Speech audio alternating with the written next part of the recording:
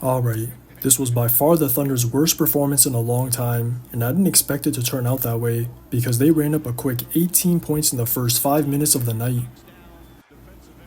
The pace was there for runouts, they were eating the space in the Bucks drop to get downhill off a screen, and they kept finding Hartenstein either in the pocket or whenever he made himself available inside.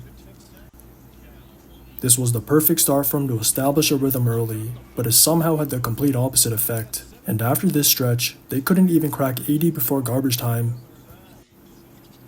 Some of it was the Bucks defense, because their game plan was to basically have Andre Jackson on Shea duty, so his entire job was to be body to body, and they loaded up on Shea's ones or on any of the Thunder's drives, so they took away the paint as much as possible. Their on or off ball pressure was good, and their execution was pretty consistent, but more times than not, I still thought the Thunder just missed a lot of their usual looks, because the quality was there.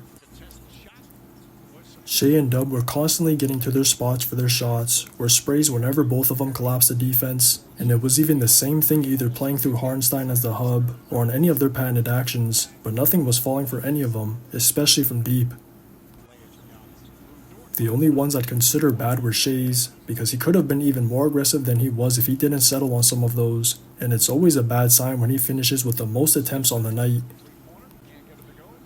But the other bad sign was their offense going from bad to worse in the third, because that's usually when they get it going after a slow start, and unfortunately, there was just nothing to show for it in the second half. At least their defense was good throughout, because their quick hands got them 15 stocks, and they forced a good amount of offensive fouls, so they held the Bucks to under 100 with 17 turnovers before garbage time. Some of those were coming off their game plan to either show or blitz Dame on his SNRs, so they minimized his impact there, but all that did was put the rock in Giannis' hands even more, and none of those stocks or turnovers could compensate for his monster night. Per usual, a lot of it came down to a size issue, because their game plan was to wall him up, but it didn't matter once he caught the rock in the mid-post or elbow, and if it wasn't him getting a bucket or a whistle, it was just him spraying it for the others to eat from deep.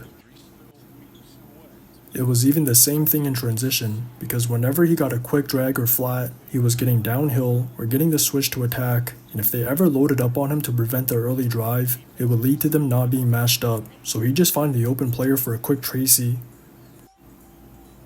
It was a lose-lose scenario no matter what, because they converted a good amount of their open looks, and even made the tough ones, so that 3-ball differential was an obvious difference in the game.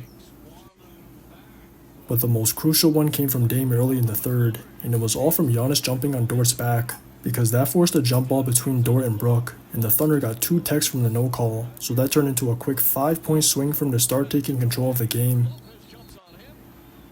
They were even milking the clock throughout the fourth, but the Thunder's drought was so severe they couldn't even capitalize on some of their stops, and it was the opposite for the Bucks, because they kept raining open or contested trays until the end. Just watch the tape. Sidestep, dribble, three-pointer, puts it in! Damian Lillard from downtown, it's back up to 18.